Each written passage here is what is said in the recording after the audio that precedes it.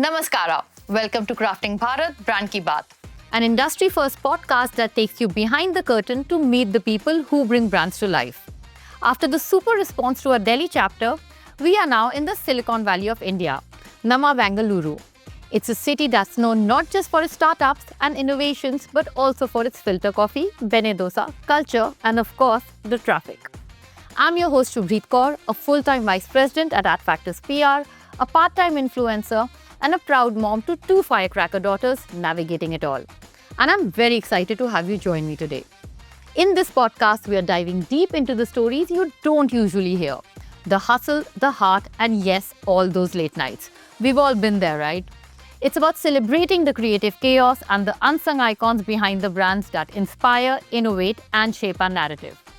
This series is proudly brought to you by Newsreach, India's leading PR tech platform, in association with VC Circle and powered by HT Smartcast. A big thank you to our gifting partner Charles & Co., our mental wellness partner Cadabans Group, wardrobe partner Farmloom, and stylist Rupali for making this chapter extra special.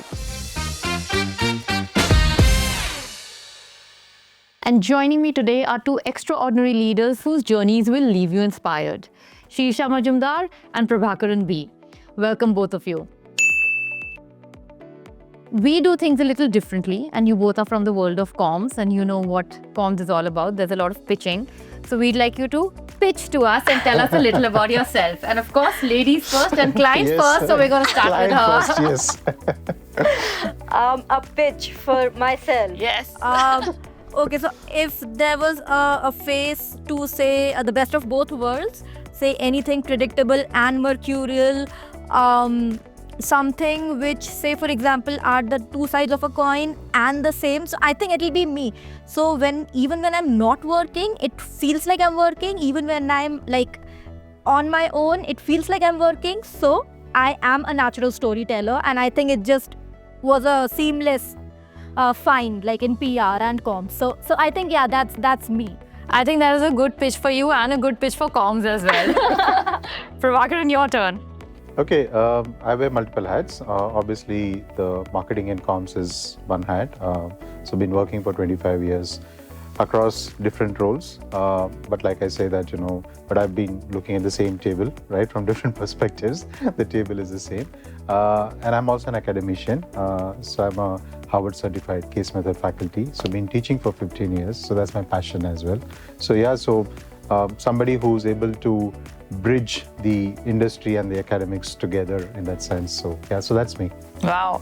I want to come back to that one because one of the things we always keep looking at as part of agency especially is good talent that can come in. Yeah. And with the world of comms changing so fast, in your teaching career, how do you manage to cope or sort of communicate to them how they have to keep up with the times too? And that of course requires you to keep up with the times too. So Yes. any insight into that, some experiences that you'd like to share? The way my teaching style has evolved from my industry experience, right? Because one of the things which we find is that when freshers come and join us, right, you kind of have to start from the scratch in that sense, right? But if you give them a sense of what the real industry life is all about, either in terms of experience or in terms of the kind of work that happens. So those are the things which I kind of make sure that is part of my teaching, right? So that kind of really helps them to jumpstart their careers in that sense. Yeah. Nice. Shirsha, you have been on both sides. You've been on the agency side, now you're on the brand side. What do you think some of the core differences that you see while being a comms representative? And and how is life easier or tougher on the other side? Because you want to get the juicy bits into. Life is certainly not easier, right? So that's a misconception. No, so it is that's a not. misconception that life is easier on the brand side. So we're just clarifying, guys. You heard it from the horse's mouth.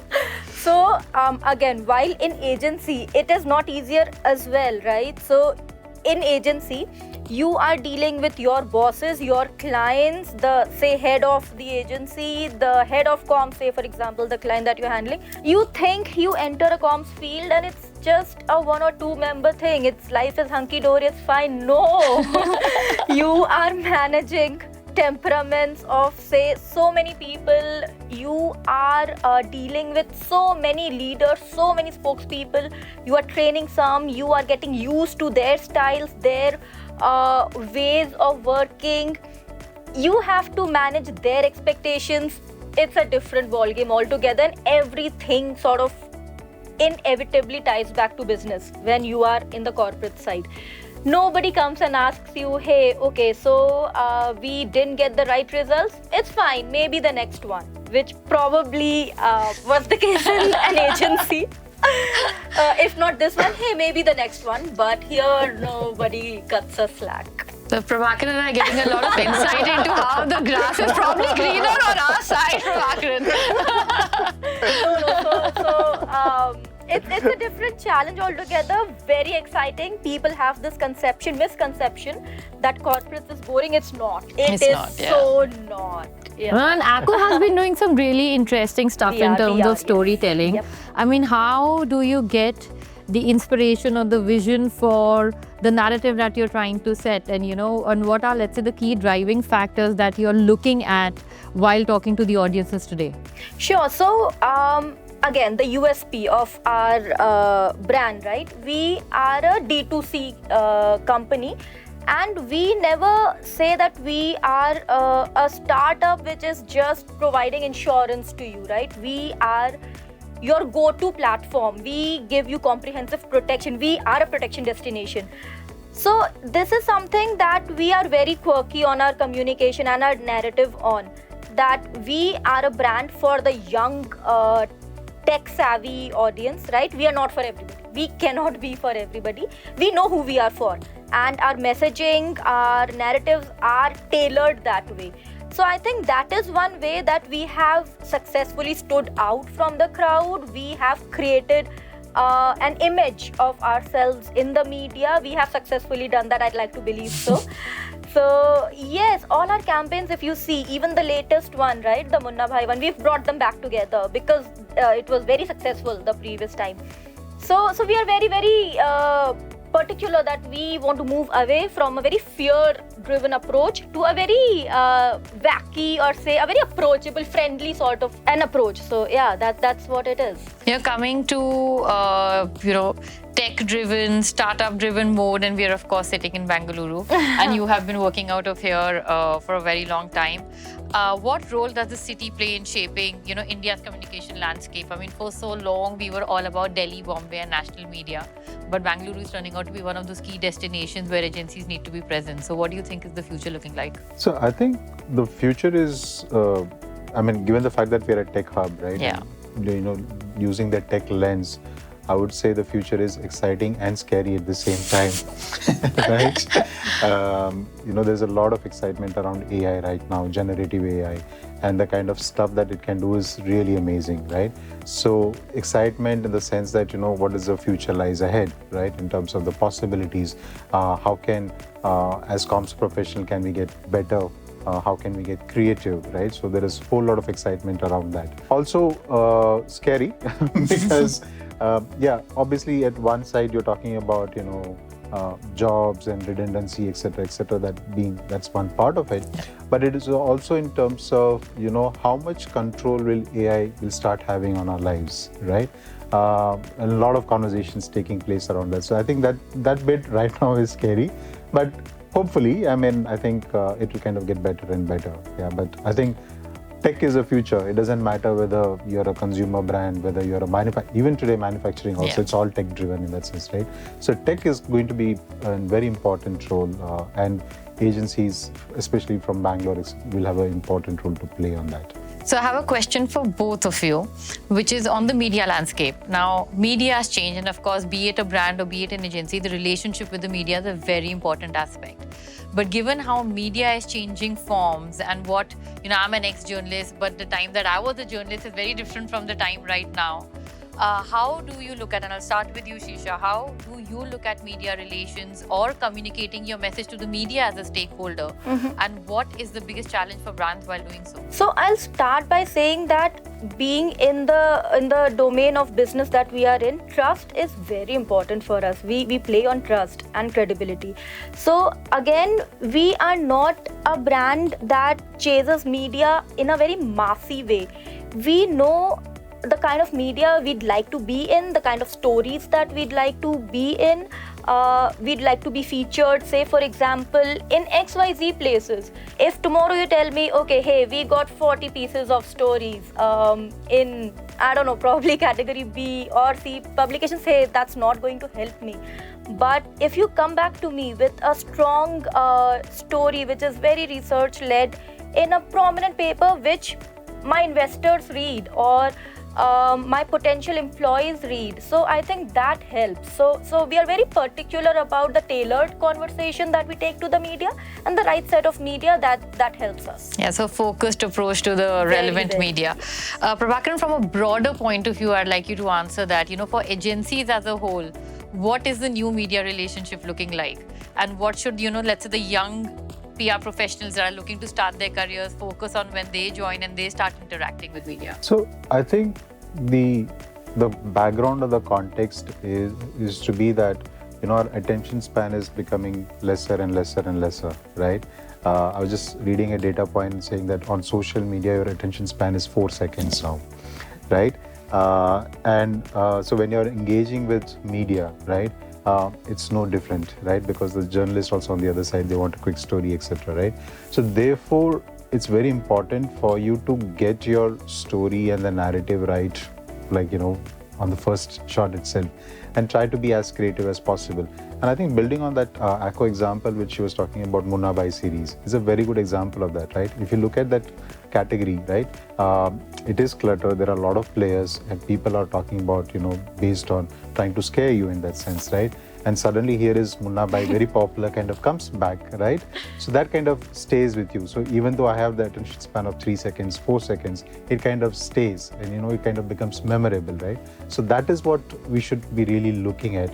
How do you navigate the environment in a lower attention span? That's going to be the most important part. Yeah, that's an interesting point. And that now getting to the specificity of the message and making it very attractive is a new challenge that probably we didn't have to deal with when everyone was still reading newspapers in detail. True. But also want to extend the question further to regional media.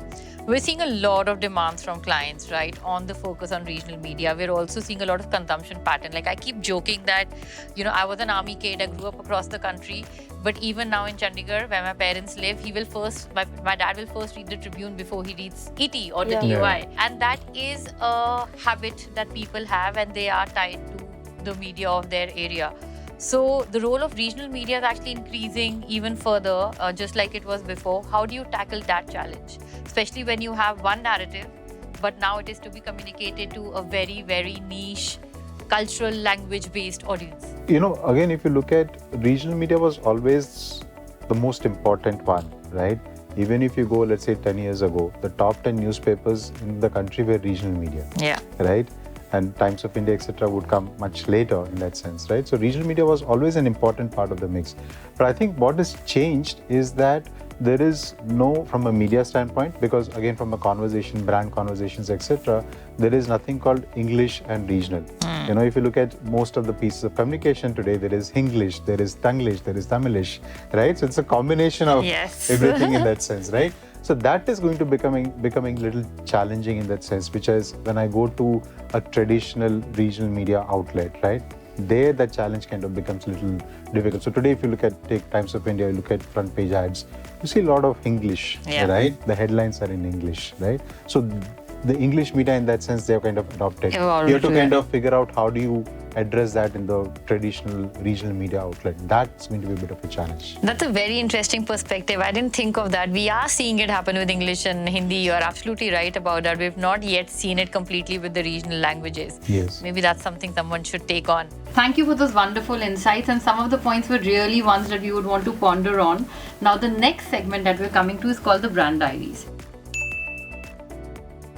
It's all about the heart behind the hustle, the brand storytelling, and where the creativity comes on.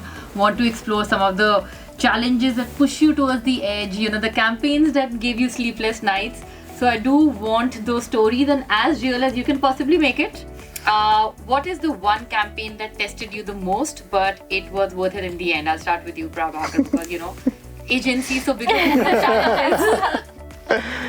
Well, there are so many of them. I mean, if I go all the way to the beginning of my career, 25 years ago, I used to handle Coke So that used to be like a 24/7 account. I mean, today you have a lot of technology, you do things with ease, but those were pretty tough, challenging ones. There was MRF. We used to do with Sachin Tendulkar was a brand ambassador then. Wow. So we did like a lot of work with him. So again, a lot of high pressure stuff, deadlines and stuff. But yeah, but interesting ones. And then again, I think today the challenge is more got to do with like, executing it on time and, executing it really well.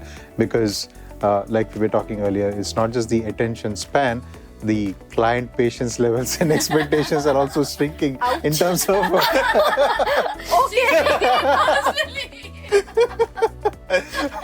But purely but from a timeline point of view, right? Everybody wants like here and now kind of a stuff.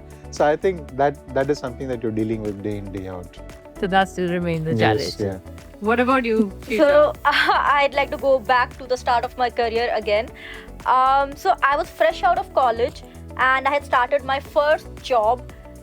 While you learn PR in college, that's not what PR is, unless and until you actually learn on the job.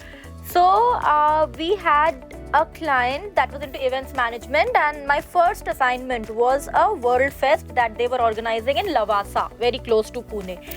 And while I did all the background work in terms of setting the right set of media, who could go there, who would cover stories from a human interest perspective. So World Fest, I'll give you a short brief about it. So we had artists from all across the world who came there to showcase their art forms, their cultures, traditions, etc. So it was like a huge project for me. The team was back then, the entire office, 6 people. They didn't have any option. They were like, हाँ, you'll have to go ना? मतलब क्या? तुम्हें ही जाना है? I'm like, जाना है? कहाँ जाना है? क्या करने को? What am I doing? Imagine 20-year-old girl, no idea क्या करना है जाके. I went there on ground, managing bloggers. I didn't even know कि social media bloggers and like live tweeting, posting क्या होता है. No idea. Media, broadcast channels, newspapers. I don't know how I did that. But my biggest validation was from someone. So Lavasa was handled by Ad Factors and the events company by Brand my first company. So my biggest validation was from this very senior person who said, "ये लड़की PR के लिए set है." Because I was not working, I was my own self. I was talking to the media like I would talk to, say, any senior person कि हाँ, okay, this is the spec, this is the story angle, हाँ ये है. And I was my own self. So I think that was the first ever campaign, like a very huge one, which I did, and I was like, okay, if I could do this knowing nothing, I think I can do okay. Yeah. On that note comes my next question. I think if you have to name one skill that every comms professional should have, what will it be? Prabhakaran first. Patience. Nice. Okay. Fair enough. I think I agree with that. Storytelling, I think. It's how you just land your story to the right person at the right time. That sort of nails it. Yeah. Ever had a meeting where, of course you can't walk out, but you want to I'm sure there has to be one for So each many. of you. Okay, so you don't have to name the client, but if you would give me the context. A client meeting, when I was in an agency. or even now for that matter. As the client you wanted to no, walk out. Not at all. But previously, yes, there would be a lot of times when I figured, yes, having a comms professional in the brand side is so important, because when you're dealing with the business guys, for instance, they don't understand PR, they don't understand media. They'll keep talking about their expectations, which ROI it will not make sense, right? Ki say, I was having a discussion with somebody who said, "ठीक है, we'll do this. अब इससे revenue कितना आएगा?" I'm like, in my head I was like, नहीं आएगा. But then I'm like, sure, okay. I just nodded my head. That was the moment I was like, okay, no, I need to get off. But client वगैरह, so I tactfully thought of handled it. But that was an instance. I feel you, Shirsha. I know exactly where you're coming from. I've been in the same spot. What about you? It's many years ago when I was in a creative agency, and was dealing with a alcohol company, and we had done a design for a half-page ad, right? So obviously the layout was designed for that. And for whatever reasons, budget cuts or whatever, and then they said, "We half-page nahi hoga, quarter-page hoga." So they shrunk the size, right? Which is fine, whatever. So we obviously you edit the entire ad, content, etc. But for whatever reason, the brand manager, he was hell-bent on saying, no, you can't edit anything. You have to shrink everything into that quarter page. And I was explaining to him, and things got so worse that he actually took a scale and he started measuring and he started plotting it for me. And I was like, oh my God, where am I sitting? So... Different kinds of people. I'm now seeing why you said patience skill that everyone must have. Okay, another one. What's a trend in branding or comms that you wish would disappear? I would say let's get rid of this moment marketing, right? I think it's a lot of brands are now just kind of doing it for the sake of doing it. If it is relevant, please do it, but it is not for everybody. And everybody is trying to be funny and humorous, you know, it's kind of falling flat. So I think that's, yeah. Stick to what your stick to it, authenticity, Yes, basically. yes, yeah. I like that. I think that's a good answer. So not disappear, but I think influencer marketing is a little overhyped and a little misused. Matlab, it can't be a solution for everything. So I see a lot of brands, they exploit it to no ends, which is not even relevant to what they stand for, but they do it for the heck of it. Maybe it's trending. So I think that is something that needs to be a little balanced. Yes, I think what in both we're kind of looking at stick to what is relevant to you as a brand and what is core to you as a brand, and then utilize that. So I'm going to come to my next section, which is my favorite one, which is a rapid fire. Favorite Bengaluru cafe or co-working space? Do Art Cafe. Okay. Tech innovation you can't live without. I'm not a very tech savvy person. Does Akko know that?